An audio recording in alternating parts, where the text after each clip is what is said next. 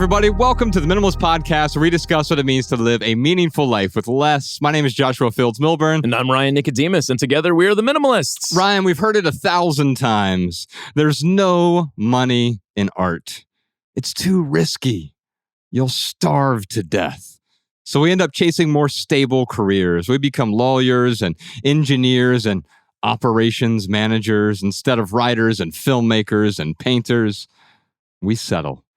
Remember, Ryan, we certainly settled in our 20s. Oh, yeah.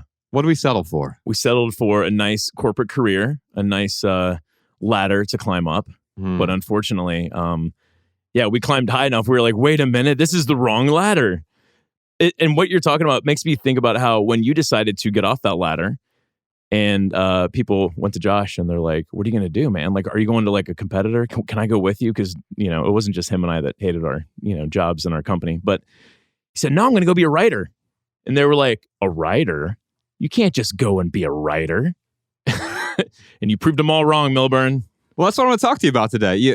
Maybe we don't have to choose between a creative life and a prosperous life. Today on the Public Podcast, we're talking about earning a living from your creative pursuits. And we're going to do that with our guest today. His name is Jeff Goins. He's the writer of this book, which came out a few years ago. It's called Real Artists Don't Starve. I'll hold this up if you're watching it on YouTube. Jeff, thanks for coming here today. Yeah. Woo! Woo! Yeah. Happy to be here. Thank you. Good to be here. Thanks. It's been a long time that we've known each other digitally. Yes. And I'm happy to meet you in person. Yeah, likewise. This Thursday on the Minimalist Private Podcast, we're also going to talk to Jeff about how to be more creative. We're going to talk about creativity for uncreative people. You can check that out at patreon.com/theminimalist, or just click the link in the description. Your support keeps our podcast and YouTube channel 100% advertisement free because advertisements suck. Jeff, this is a listener-driven show, so I thought I'd dive right in. We're going to be referencing your book quite a bit today with some of these questions. Let's start with a question from Facebook. Buster has a question for us. My daughter has been a professional musician for 10 years and holds a master's degree in her instrument, but she just scrapes by, even with a second job. Why do talented people still struggle? Now, Jeff, what I was hoping to do is I have your book here, and I just want to throw some passages at you and maybe have you expand on them. It's been a while since you wrote the book, so I think you might even have new answers as well. So with Buster's question, I have this little pithy saying from your book. You say, all artists have a secret weapon, stubbornness. So her daughter has been stubborn enough to keep going. She didn't give up, even though it may not be paying the bills fully. So maybe we can talk about that a little bit. Sure. So the premise of the book is being a starving artist today is a choice, not a necessary condition of doing creative work. And what that means is not that if you're starving, that it's your fault or you did anything wrong. You just might be missing something. And so the book is these 12 different strategies that artists have been using for 500 years, going back to Michelangelo, who was the richest artist of the Renaissance. And after him, he did something which I thought was interesting. He did something that no artist had done before him. And after him, during the Renaissance, there were many wealthy and affluent artists. So he changed the game. And so when I began to understand what Michelangelo got into, I was like, well, like, what's up with that? And is this a pattern? And can you see it in the lives of other successful creative people? And I think you can. And the book is full of, 50, 100 stories. And one of the tools is stubbornness. And the story that I tell in that chapter is of F. Scott Fitzgerald, who obviously is the author of The Great Gatsby, one of the best-selling books of all time. And he's kind of known as this like tortured, alcoholic, starving artist kind of guy. Now, he was not starving. I mean, if you know anything about the Fitzgeralds, they lived well. I don't know, healthily, but well, jumping into fountains, renting out the penthouse of the Ritz-Carlton, whatever. Hedonistic. Yes, that's right. Yeah, which is my definition for well. I mean, whatever. He made the equivalent of $500,000 per year as a working writer. He was a wealthy writer. And it wasn't just from his books. I mean, most of his money came from writing articles for Saturday Evening Post, those kinds of publications.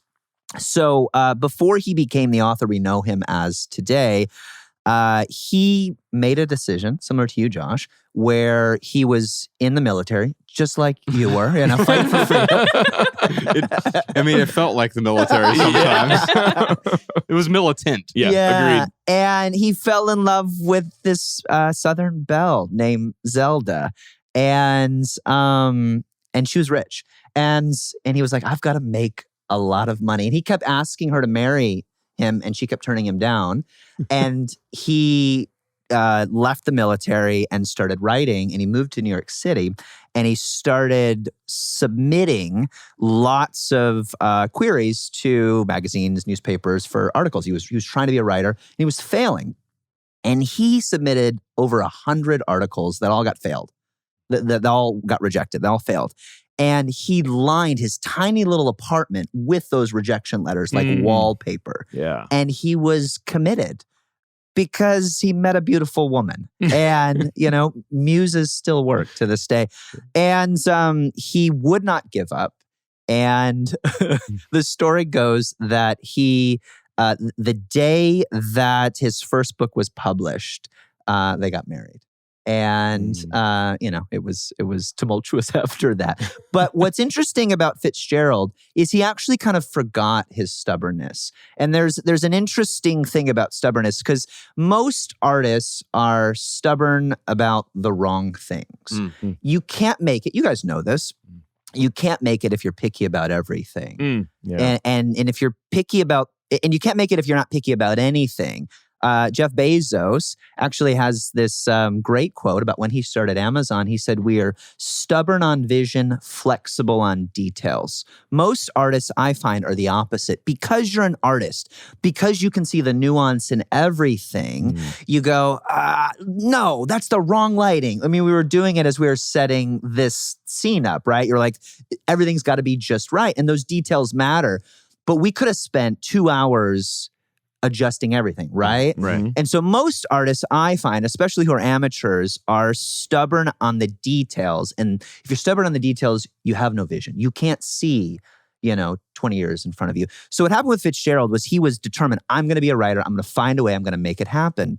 And then when he was writing Gatsby, arguably his greatest work, he got lost in the details. And that book is incredible. That book was a kind of a failure. It sold about 20,000 copies in its lifetime, which is fine for a book, but it wasn't the success that he was used to. And that kind of started his downward spiral. He died of a heart attack when he was 40 years old. And a few years after his death, during World War II, they invented this thing called a paperback. And they started shipping books to soldiers out in the field, and out, killing people, killing Nazis. I don't know what they were doing. But it was a morale booster. They were sending out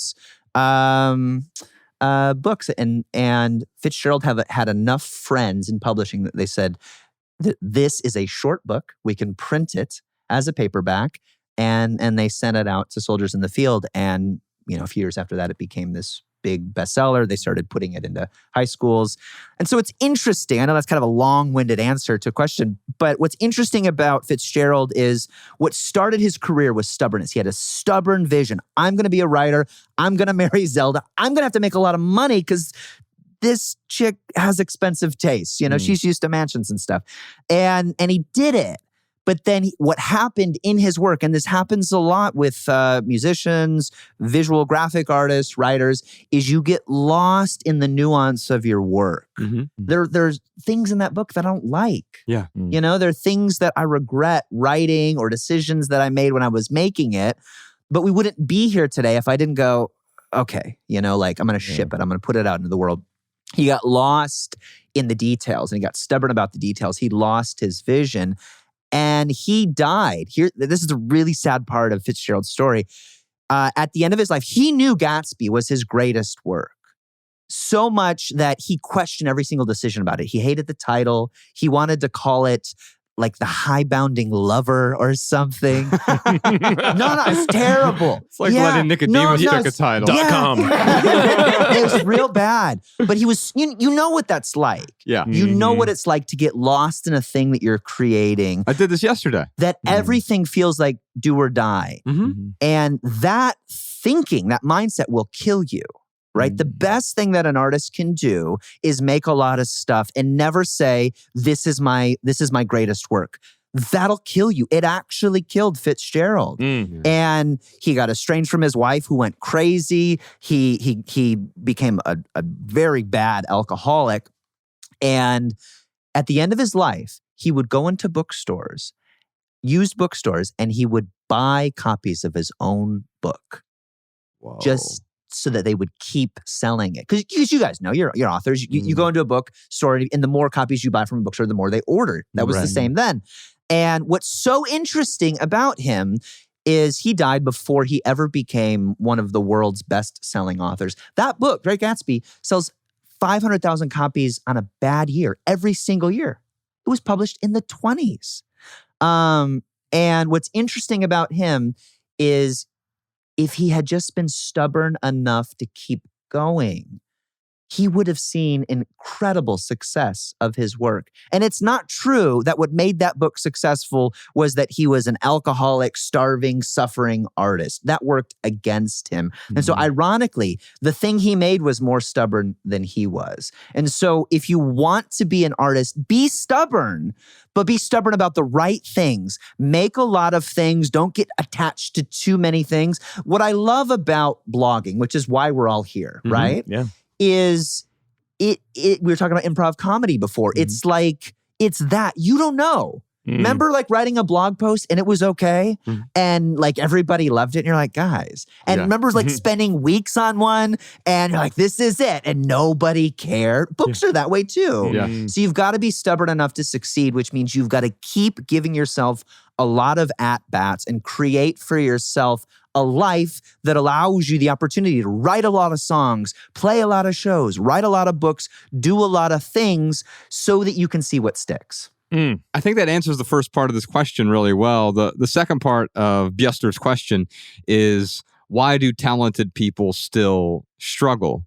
And you've got this passage from page 145 where you talk about you don't just need practice, you also need a patron. And I think one of the reasons that we often fail is we have this expectation, I'm going to just create, but no one is supporting my work. And it actually takes a while to get people to support your work. Or you may think that you need 1 million fans, or even Kevin Kelly's 1,000 true fans. Right. But in the book, you talk about maybe you just need a fan or follower or supporter, a patron. Yeah. By the way, shout out to our Patreon supporters. Drop your comments in the chat, the live chat here. If you're watching this live, we'll get to your questions here in a bit. So for Bjester, why do talented artists still struggle? Because I think that they're actually stubborn about the details, that they don't have a vision, and if they do, there's not some practical next step. You're right in that a lot of artists go, I'm going to quit my job, I'm going to move to LA, I'm going to move to New York, I'm going to move to Nashville, whatever, and I'm going to go for it. And like, that's such a bad way to approach something that happens differently for lots of people. If you've burned all the boats and burned all your bridges, that's a binary decision. You will make it or you will not. And you don't need to do that today, right? Like you can start writing books on the side, publishing them yourself pretty easily. Like we've all done this. I remember you started, self-publishing these books because you want to tell these stories, right? Yeah. And it's really easy. Like it was even easy then, 10 years ago. And there are these incredible opportunities to put your work out in front of people. And so many artists believe this very old story. I live in Nashville. I remember about 8 years ago at a little coffee shop in Franklin, Tennessee, right outside of Nashville. And Franklin is where all the rich people who want to start families move. So I lived on the outskirts of that town. But I was working at a coffee shop, and I was talking to my agent. about a book that I was working on, maybe this book, I don't know. And this guy came up to me. This is 8 years ago. And he gives me his CD. He goes, "Hey, I heard you talking about agents and publishing, and are you in the industry?" I go, "Well, I'm in an industry." But in Nashville, if you go, "Hey, I'm a writer," they go, "What songs have you written?" Right. So I have to say author. I'm an author.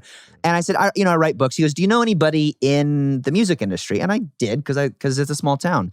And he goes, "Could you give this to somebody?" And I said, "Sure." I'll give it to somebody. Now, this is Nashville, Bible Belt. This was dubstep Christian worship music is what that was. I'm not kidding. Oh, wow. And so he gives, this is 8 years ago, not a terribly long time ago. He gives me a CD.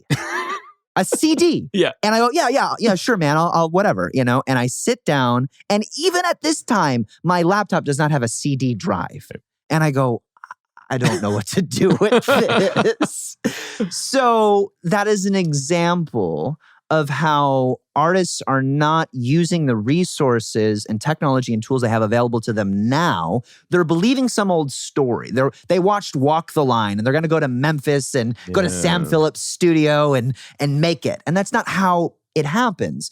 The first patron you need to have is yourself. You need to be the one who's going to finance and fund your dream, right? So probably don't quit your job right away. Find a way to do it for an hour a day. We all know this. We all did this, right? Yeah. Like the big Jerry Maguire moment, like that's cool. And if you watch that movie, which is fiction, by the way, his life still kind of sucks for a while because that's not the best way to pursue a dream. You don't have to take a leap. You can start building a bridge. And I believe strongly in that. And so why do artists struggle? I think because they're believing an old story that doesn't quite work today. And they haven't patronized themselves. They haven't use their own resources to believe in themselves. You can fund your own art and should for a while. And then I think the next thing is you're not going to find an audience, right? You're going to find one person. I remember when I started my blog and I was like, I'm going to give myself 2 years to get 250 readers. And remember like when you got your first comment or email? Oh, yeah. You were like, holy cow, people are listening. I wrote this in my underwear at the breakfast table. Like this is crazy. And I know what it's like to be so egocentric that I'm like, I don't care about that one person. I want 1,000 people. Like artists don't like talking about that, but every artist I know have a few drinks at a bar. Like that's what they want. They don't want that guy or that girl in the front row. They want everybody. They want the stadium. The stadium is 10,000 of those individuals. Right. And I remember, I think it was Chris Guillebeau who said, you want an audience? You should answer every email, reply to every comment until you can no longer do so. And I remember I would send a weekly email newsletter and I'd have 20, 50, 100. It took me 6 months to get 1,000 people on my email list. And then first year or so, I got about 10,000 people. I had a one-to-one relationship with 10,000 people. If you replied to an email that I sent, I responded. Yeah. And I don't think people realize that, like they don't realize that the work of building an audience is not just playing the show, it's hanging out afterwards and talking to the people who liked it. Your job as a creative professional is to find one person who likes it and go, you liked it? Great. And find more of those people. Yeah. Man, you talking about the, holding strong on the vision, but being able to kind of have some flexibility with the details. It makes me think about how Josh and I talk about how you have to have these high standards, but have these low expectations. Love that. So I would ask, Buster's daughter, like, hey, what are your standards? What are you holding strong? What are you committed to?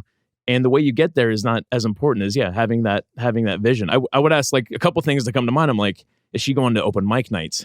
Has she recorded, an album to put out into the world? How often is she creating? Because I think a lot of times artists, it's so hard to get this talent. And the talent is so important. Like you got to have a little bit of talent to produce art. But that is, once you have the talent, I feel like that's only about 50% of your journey. The other 50% is having that vision and making it come to fruition. Would you agree with that? Or? Yeah. I mean, I would replace the word talent with skill. Yeah. Because talent is this thing that we think we're born with, and maybe most of what we understand about talent has been debunked. There's still like, especially when it comes to like sports, physical sort of performance, there are some outliers, but so much of the science of skill acquisition, going back to Malcolm Gladwell's Outliers, has essentially been debunked. Even perfect pitch, right? Which was this musical ability that people thought you were born with. Turns out you can teach kids how to do that if you get them early enough. You can teach a kid to develop perfect pitch. It's possible. Wow. So the human being is incredibly plastic. Neuroplasticity is the word, right? Like they're moldable, right? So yeah, step one, get good, right? Of course. But like, get the right kind of good. It's not like, what does it mean to be a good musician? You can sing and write music. Well, all art is a conversation with culture. It's not just about making cool stuff. All art is about how am I reacting to what's going on in the world right now? So don't be stubborn about the kind of art. I mean, maybe not everybody agrees with this. Don't be stubborn about the kind of art that you think you're going to create. Yeah. 12 years ago, did you think you would be doing this? I didn't know what a podcast was, so no. Yeah. But also, like, we didn't think about, there was no Netflix really at the time. Right. We didn't think about making documentaries. I didn't think about having a YouTube channel. Didn't think about the podcast or really social media to any great extent. It was, hey, we started this blog and maybe we'll write some books. Yeah. And the first book we wrote was a PDF. Yeah. We couldn't even print books at the time. Right. Yeah, right. But we were just getting work out there. And so realizing that the vision itself also can't be so rigid, because then it prevents you from flowing toward wherever you're going to go. Because if my vision was strictly, I'm only going to write books. This is my vision in my 20s. I'm going to write fiction. Of course. I want to write novels, and that's all I want to write. And then, of course, Ryan comes with this idea for the Minimalists, and it's like a blog. I don't even know what that is, right? But we just started following that path, having a vision, but not being so rigid about it that we weren't willing to pivot as well. Yeah, it's interesting because the vision that I've always had with this is adding value to other people's lives. Yes, and you've become vehicle agnostic along the way. Yeah, that's great. Here's vision. Here's a good vision. I live in Kansas.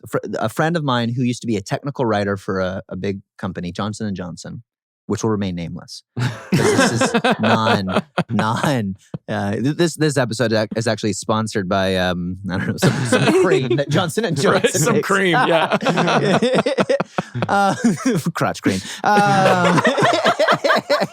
Man, that's good. Patent pending. Sorry, man. Yep. Speaking of stubbornness, you ever have like a stubborn rash when the sun doesn't shine? Anyway, speaking of, so a friend of mine wanted to be a writer, and he worked for 10 years as a technical writer. If you want to be a creative writer, you don't want to work for a Fortune 500 company as a technical writer. Like, it's not fun. It's ones and zeros, basically.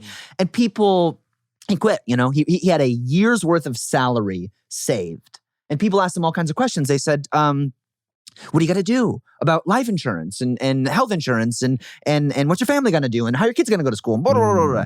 And he basically said, I don't know. Yeah. Right? Like, I've done the best that I can. This has been my dream for 10 years. And it's sort of like this. I've lived in Kansas my whole life. He didn't live in Kansas. He's from Pennsylvania. But, if you want to like just think of the most, normal, mundane place, you pick Kansas, right? No offense to any Kansas people out there. No. Kansas is a beautiful state, by the way. No offense to the Canadians. Yeah, to those, yeah. So he said, it's like I've been living in Kansas my whole life, and I've always wanted to live on the beach. And one day, after dreaming of where I'm going to go on the beach, what kind of Mai Tai I'm going to have, what my chair on the beach is going to look like. This is where dreams die, by the way, for creative people, is you think about all this crap that you think you're going to do. You put it on your vision board and you think you're going to manifest it. And that's not how dreams get manifested. Yeah. This is how dreams get manifested, the way my friend did it. He quit his job after adequately preparing, writing books on the side, doing this. He said, I've wanted to live on the beach my whole life, and I couldn't figure out all the details. So I packed up the van, put all my kids in there, and we were driving towards water. You want a vision, you find out what your water is. You find out where you want to go, and the ocean is really big.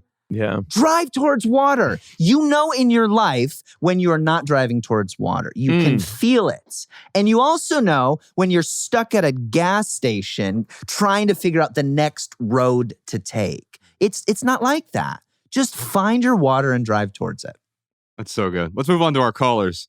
If you have a question or comment for our podcast, give us a call, 406-219-7839, or email a voice memo to podcast@theminimalists.com. Looks like Andrea from Tucson has a question for us. I have a lot of artwork from childhood and high school that was saved by my parents and then given to me because they wanted it out of their house. And some of it's decent quality. A lot of it is sentimental, but I want it out of my house. I don't want to display it. It doesn't really serve anything for me at this point in my life. And I mean, I don't want it to go into the trash, but if it does, I don't want to know that it's being thrown away. So do you guys have any ideas of how I can get rid of it, places to give it to, just anything? I just need it out of my life at this point. All right, Jeff. So this is, obviously we had to bring it back into minimalism in some way, right? Yeah, right? And so what we're talking about here is she's created some stuff in the past that she may not be proud of, doesn't really want, but also like she wants it gone from her life but doesn't want to get rid of it. Right. That often happens to many of us. This reminds me to some extent where someone's like, I want to eat meat, but I don't want to kill animals. And yet, so like, I'll just pretend that nothing is going. So if someone else can hide this art for me, I think this is, we all sort of have the residue of our past, right? Yeah. And it can haunt us. You even mentioned like, oh, there's some things in this book that I don't like, but you also recognize that this adds value to people's lives. And so in order for it to add value to people's lives, there's going to be things that you've created in the past that maybe you don't personally get value from anymore, but someone else might. This is more of a decluttering question, though. Hey, I have a bunch of stuff from the past that I want to let go of, and I'm terrified of letting go of it. Should I hold on to it for posterity? Sure, yeah. There's two things that come to mind. One is there's a little-known story about Hemingway when he moved to Paris. He moved to Paris because he was told that that's where the most interesting people in the world lived, and he wanted to be a writer. And he had just recovered from a wound as an ambulance driver. He during World War I kind of drove over this landmine and got some shrapnel in his leg, and he got married, moved to Paris. It was cheap there at the time. It is not cheap there anymore. No, and he moves to Paris and he's writing all the time. And he's writing these stories and his wife and he went on a trip. And she came back from the trip to meet him, and he went back to Paris because he was working for a newspaper at the time. And he had this trunk full of manuscripts, like a couple of books that he was working on, and stories and all kinds of things. And she lost the trunk, or the trunk got lost, and he blamed her. She sold it on eBay. and what's interesting about that is, I mean, this is kind of interesting because somewhere or at some point there are these undiscovered Hemingway manuscripts that nobody has ever found that, or I don't know, they're buried somewhere, they got thrown away or whatever. And what happened right after that is he stepped into the most prolific season of his life. He wrote The Sun Also Rises shortly after that. He wrote The Sun Also Rises in 6 weeks. And that was the book that put him on the map and made him basically an overnight sensation. And he eventually became one of the 20th century's most famous and successful authors. And you could say that it started out with unintentional decluttering. And so I've got sort of two thoughts on that. One is if you really just want to close your eyes and let go, I think it's okay to have somebody take care of that for you and go, hey, I don't want to know about it. Yeah, absolutely. And you guys are the expert at this more than I am. But I did just move. And I had 20 years of stuff because I'm a very sentimental person. I had letters.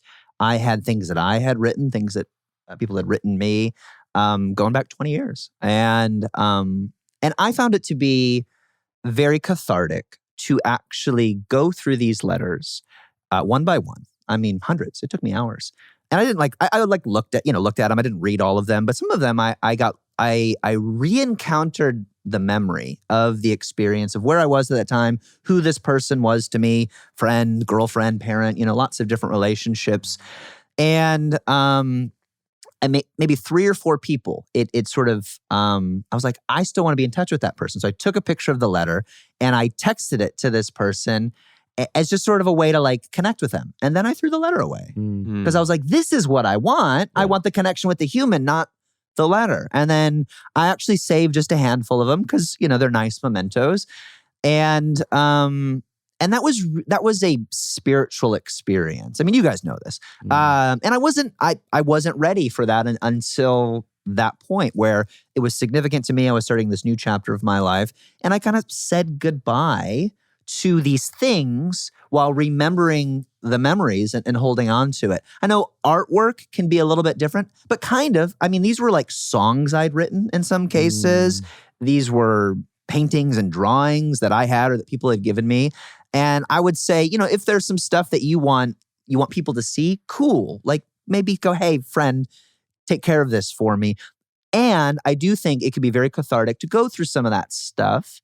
And Seth Godin told me once when he decluttered his library, he said that his books are his friends and he still misses them every day. And I, as an author, I love that, I recently moved and I got rid of a lot of stuff and like 10 books, and the other 9,000 remained. But your works of art are your friends. They're your family. They're very significant to you. It's hard to throw them away. And you can say goodbye to them in a really beautiful way that isn't maybe as traumatic as, your wife showing up at a train station without, these staggering works of genius you've been working on. And it's okay to just go, okay, see you later. I'm going to let go of that energy so I can go write The Sun Also Rises. Yes. So I can be free of the energy. Because a lot of work that we do early on is not good. I don't hear you saying, this is really, really good stuff that needs to be in a museum. You have to have a lot of reps. You got to do a lot of stuff and you can give that stuff away or throw it away or sell it.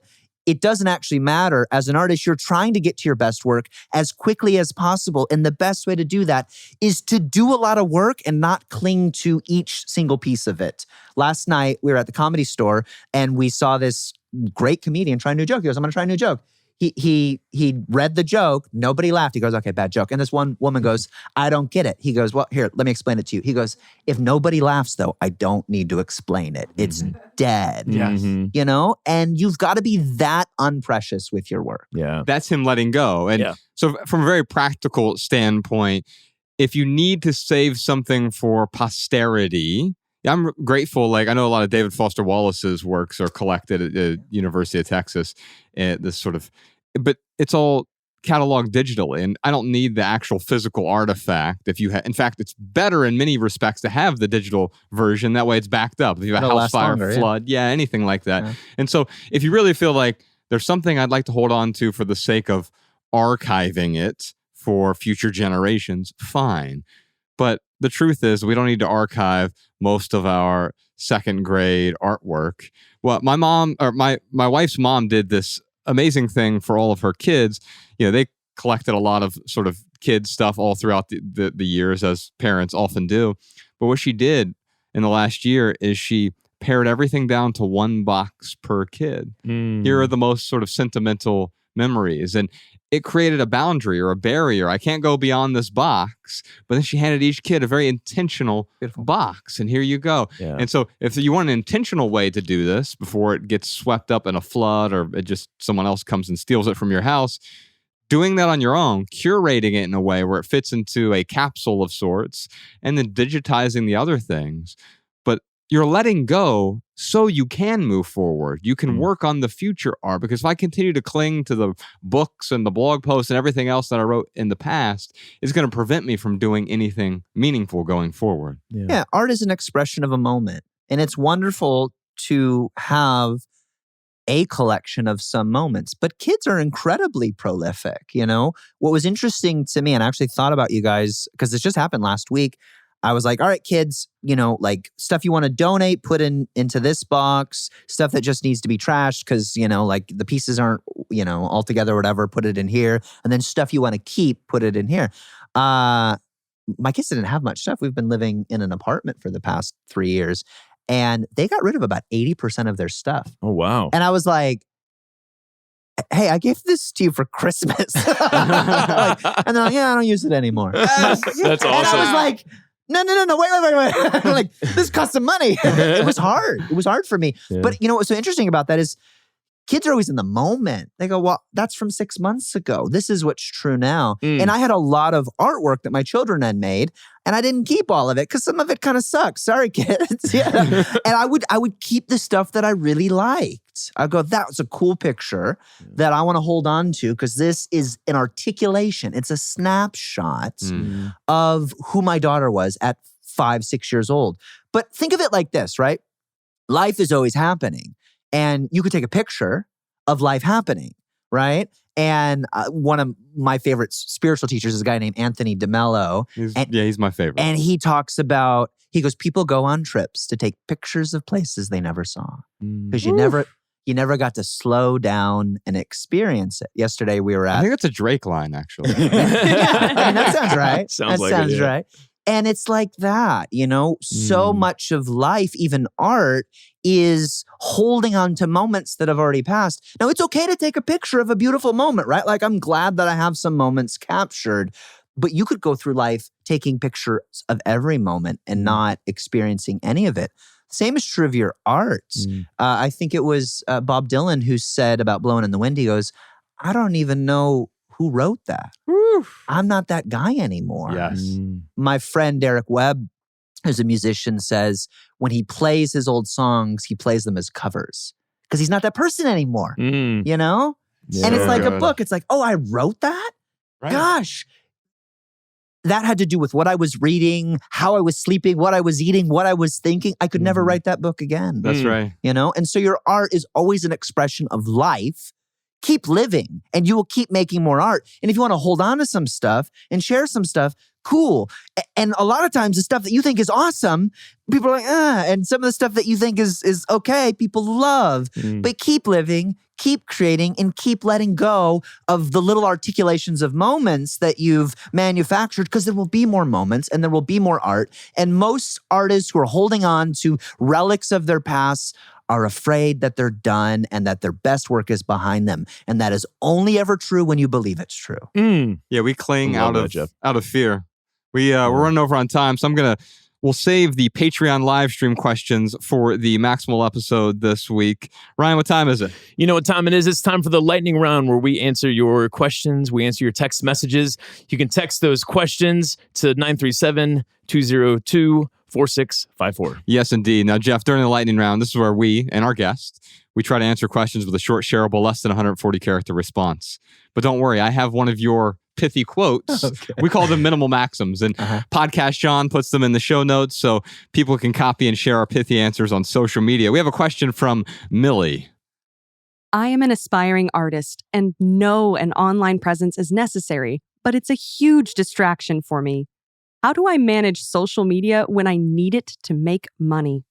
So, Jeff, you have this quote on page 10 of your book. This is something pithy. Before you can create great art, you first have to create yourself. Now, you were talking about that a little bit earlier, but one of the things I think quite often that we try to do is we try to supplement the creating process with all of these empty calories in a way. Now, you can use social media in a creative and artistic way. There's no doubt about that. But quite often we use it as an avoidance to keep us from actually writing, painting, creating, filming, taking photos, whatever it might be. You want to expand on that a bit? Yeah, I would say, practically speaking, go deep in one place where you can do your best work and then be very intentional about setting up guardrails to protect the integrity of that work. That would be about 140 characters. That's good. That's solid. What I mean by that is like your best work might happen on Twitter or it might happen on, a long form podcast. And it's okay to dabble, but find one place where you can get deep into the work and stay there. And that's hard because the whole point of social media is like this thing and this thing and this thing. But go show up someplace where you can do really good work and stay true to that for a long time. Yeah. Yeah. Here's my pithy answer for you. Needing a thing reduces one's ability to enjoy that thing. And I'll say that especially with social media. If you feel as an artist or creative or a podcast or whatever you are, that you need social media, you're going to cease to enjoy it. In fact, it's going to feel like a chore. You hear this all the time. I have to post about this. Yeah, you don't need social media as an artist. You need a place to practice, right? And so if you're a comedian, you should go to the Comedy Store and just show up every night and get on the list because you need a place to practice, and the best artists practice in public. Ryan, you got something pithy for us? Yeah, my pithy answer is the artist's priority is art. I mean, that's if you're making social media a priority, well, then now you're straying away from what your actual priority is. People ask a lot. They're like, hey, Ryan, how do you have a successful podcast? How did you guys start a successful blog? And Josh and I have written about both of those things, but really the secret is consistency. Like that's one of the big secrets, consistency. We have a blog post 2 to 3 times a week. We do a podcast once a week, a minimal episode, and then one maximal episode a week. Consistently, day in and day out, people know exactly what to expect. And what I see a lot of people doing is they start off really strong because they're excited about it, and then it starts to become a little bit mundane, or it's work. It's putting in the effort. There's some sort of drudgery there. There's some drudgery, yeah. And they don't drudge through that drudgery. They stop, and as soon as they do that, they lose any audience that they started to gain. And quite frankly, a lot of those people won't come back right away. Yeah. You have to go back to the consistency. So, just being consistent with it is one of the biggest keys. Producing or making the art is kind of the big thing, I feel like. Okay, I got another pithy answer. Yeah, let's do it. Don't promote practice in public. Use social media to create good work. Yeah. Like that's it, right? Like you aren't making stuff and promoting it. The work itself is the promotion. Yeah. And you've got to find the right place to do that. That's a great distinction. Yeah. Jeff, we got so much more to talk about. I got a couple added value segments this week, Nicodemus. We'll dive into those. You're going to enjoy this. Also, we have a very special announcement. If you live anywhere in Southern California, stay tuned for that. But first, Malabama, what do you got for us? Here are some voicemail comments and insights from our listeners. Hello, it is Kit calling from Toronto, Ontario. I did want to comment on meditation, as I'm an individual who is very frustrated at the beginning of their meditation journey, since I'm somebody who has a monkey mind. And the traditional idea of meditation, the sitting, closing your eyes, and clearing your mind, just didn't resonate with me. So I dove a little further, did a little bit of research, and I found out that meditation is actually more about being in the present moment. And once I was able to wrap my mind around this concept, it was a lot easier for me to actually have a mindful practice in everyday life, whether I'm doing the dishes or the laundry, any mundane task can be meditation. It's as long as you're being mindful and you're being present and you're being aware. So keep in mind that individuals who are maybe frustrated with the traditional idea of meditation, you can actually meditate when you're dancing, when you're going to the gym, a walk in the park, or even when you're watching TV. It can really be anything that you enjoy as long as you're present and in the moment. Hello, I'm Lari from Brazil, and this is for the lady who asked about minimizing beauty products. First, don't let social media like Pinterest and Instagram compel you to consume. It's easy to mistake inspiration with comparison. To me, minimalist beauty could be about enhancing what you have, instead of spending time and money trying to change it. I found freedom in embracing my natural hair texture and color. I found a hairdresser who knew how to properly cut my hair type, then minimize the time and money spent trying to change it. About makeup, you can minimize the amount of stuff by owning multi-purpose tools like a beauty blender that replaced all skin and concealer brushes for me. Get rid of repeated items and throw away expired makeup, as it can grow bacteria and cause breakouts. And don't feel bad if you paid a lot for something and need to toss it. If buying an item made you happy, it already served its purpose. All right, y'all, before we get to our added value segment this week, and we have 2 added values for you that are amazing. We are joined by telephone by our good friend TK Coleman. TK, what's up, man? What it is. How's it going, fellas? Oh, we're just Always so glad. good to be among proper villains. We're happy to have you here. We're sorry we couldn't have you in studio. You know, you were supposed to be here today with Jeff Goins. He missed you, but you're the reason he was on the podcast. We've known Jeff for a long time. We want to say thanks to him, by the way. Oh, yeah. Great podcast. You can check out his book that we talked about on the podcast. Now we have TK here. And TK, we're starting something special. It's called Sunday Symposium. Folks can find the details at sundaysymposium.com. The first one is August 28th. It is here in Los Angeles. Now, you and Ryan and I, but mainly you and Ryan, had a desire to start a local community. And I wanted to run this by you on the phone right now. What was the impetus of starting this idea? And then we'll talk about the details here in a moment. Man, well, I've been working with you guys pretty closely for the past few years now, and I always enjoy coming into the studio and just having great conversation with you.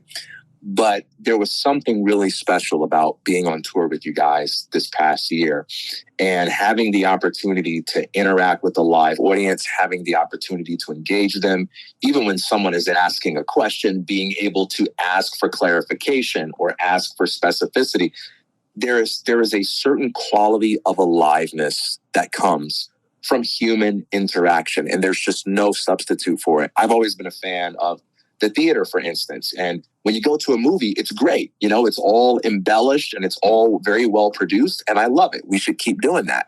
But then there's a certain kind of magic you get when you go into the theater because there's a risk. The actor might mispronounce a word. The audience might laugh one night, but they might cry a different night over the same scene. That spontaneity, that spirituality of human interaction is just a beautiful thing that we can't get from the digital interaction. And I've always been fascinated with that. And when I got a chance to experience the magic of being together with you all and interacting with people, my immediate thought was, how can we do more of this? Like, this is so healing for all of us. How can we do this more?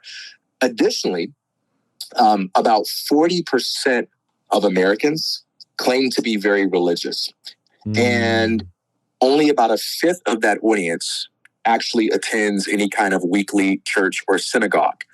And part of the reason why is just because, maybe they don't find that experience to be relevant.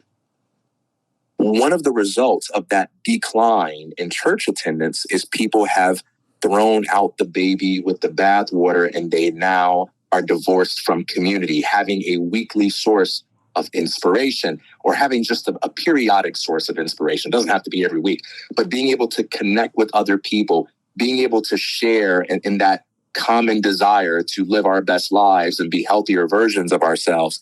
And so another reason why this is so interesting to me is because it's a way for us to help build a community that isn't about us, but about that natural human longing to connect with one another and work together to build the lives that we want to live.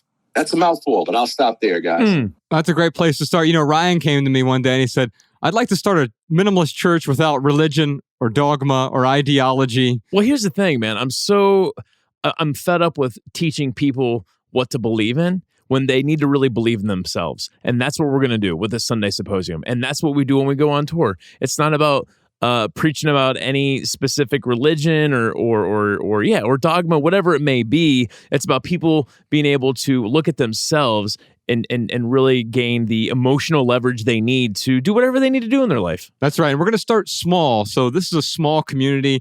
I will tell you this, within the first hour of this podcast coming out, it will most likely be sold out. It's a free event.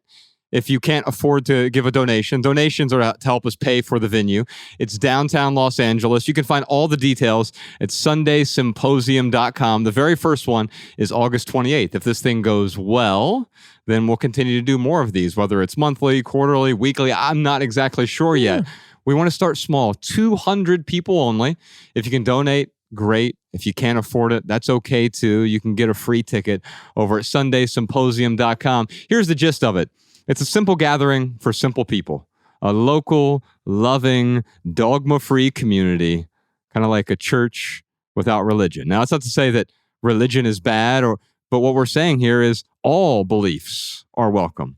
Whether you're part of a religion or all non-beliefs are welcome as well. It's all ages. The hugs are free. The conversation's free. We're going to give a talk about simple living.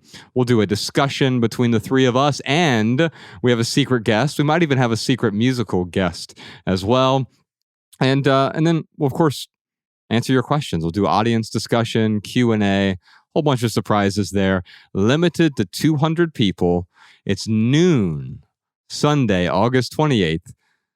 It's Symposium.com. Tickets are free or pay what you can, so they will sell out quickly. TK, you want to add anything else today? Yeah, man. I mean, since religion has come up so many times, I'll just say, from my point of view, religion or be a substitute for religion or any of that kind of stuff. This is about human beings coming together to create, to collaborate, to connect, and to work together to create meaningful experiences and to embrace the spontaneity and uncertainty of that. We're going to create an opportunity for us to just facilitate something new and be open to the possible. And that's really what this is all about. Oh, man, that is beautiful. And what I'll say is that TK, Ryan, and I all have different religious and spiritual beliefs. Mm-hmm. And so I don't want you to be turned off by the idea. This isn't like church. You're not coming to a church. It happens to be the same time. It's noon on a Sunday. But this is for folks who want to attend something local that is meaningful and see how it grows from here. TK, thank you so much for joining us today. By the way, it's my birthday tomorrow. I wrote this essay, TK. You tell me what you think. It's called "This Minimalist Wants a Birthday Gift." Here's how it goes. 41 is a fairly unremarkable birthday. Too old to be young, too young to be truly wise. But since today, June 29th, 2022, well, that's tomorrow, really. It's my 41st birthday. Perhaps you can make it more meaningful. I'm not writing this missive to impart 41 life lessons, although if you're looking for that, you can read last year's 40 life lessons from 40 years, which is an underappreciated gem. Rather, I'm writing to ask you for a gift. So if you're listening to this podcast, you want to get me a gift for my birthday, I'm actually asking you for a gift. Isn't that ironic, Ryan? This minimalist wants a gift. Now, I don't need new socks, cufflinks, or a bread maker. Guess I'm returning all my gifts then. So instead of sending me a physical gift, would you be willing to rate and review the Minimalist podcast on Apple Podcasts? We'll put a link to that in the show notes. That would be the best gift for me because your review will help our simple living message reach more ears. Now, unlike most shows, Ryan and I don't continually ask our listeners to rate and like and subscribe and click the notification bell every episode because that feels like audio clutter to us. So hopefully, on the rare occasion that we do ask, you'll feel compelled to give us that gift. It takes less than 2 minutes, and I'd appreciate an Apple Podcast review much more than an Applebee's gift card. Hey, man, you don't have to hate on Applebee's. I used to work at Applebee's. I felt like that was personal. Oh, my goodness. I'm just saying, man, I don't need the seed oils in my life anymore. So if you want to give me something, leave me a review and leave Ryan a review on Apple Podcasts. It really does help us. We don't ask you every episode, hey, please like and subscribe. Mm-hmm. Avoid the audio clutter. This is the one time of the year I'm going to ask you. It's my birthday. If you want to get me a gift, leave us a review, applepodcast.com/theminimalists. That would really help us out.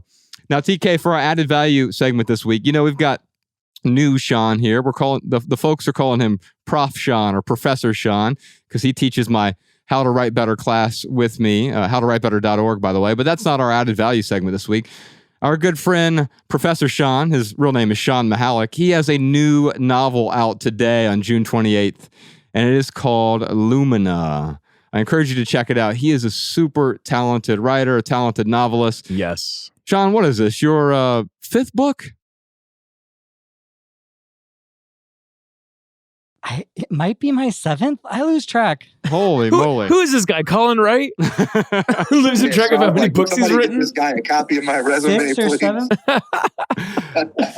All right, so check out his new book. It's called Lumina. We'll put a link to it in the show notes. It's his longest book, and he has told me that it is his best book. It's the only one of his I haven't read yet, but I'm looking forward to reading the physical copy today as soon as I get it.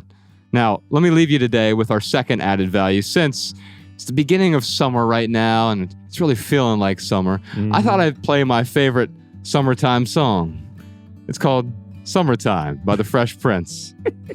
By the way, Ryan, we got a bunch more surprise questions this week, like, how do I put an end to my perfectionism so I can write more? Is it possible for me to be creative if I'm not a creative person? How do I make time to be creative while I'm working a regular job? How do full-time creatives handle health insurance, retirement, financial planning, and other things traditionally covered by a 9-to-5 job, plus a million more questions for Jeff Goins and The Minimalists. And if you want to hear all that, check out The Minimalist private podcast this week. Visit patreon.com/theminimalists or subscribe via the link in the description. Once you subscribe, you'll get a personal link so that our weekly private podcast plays in your favorite podcast app. You'll also gain immediate access to hundreds of hours of archives, recordings of live events, exclusive home tours, and our private community of thousands of open-minded minimizers like you. You can follow The Minimalists on TikTok, Instagram, Facebook, and Twitter at The Minimalists. If you want our podcast show notes in your inbox, sign up for our email list over at theminimalists.com. On behalf of Jeff Goins, Ryan Nicodemus, TK Coleman, Malabama, Podcast Sean, Jordan O'More, Professor Sean, Social Jess, Danny Unknown, Post-Production Peter, Emma the Immigrant, and the rest of our team, I'm Joshua Fields Milburn. If you leave here today with just one message, let it be this: love people and use things, because the opposite never works. Thanks for listening, y'all. We'll see you next time. Every little thing you think that you need, every little thing you think that you need, every little thing that's just feeding your greed. Oh, I bet that you'd be fine without it.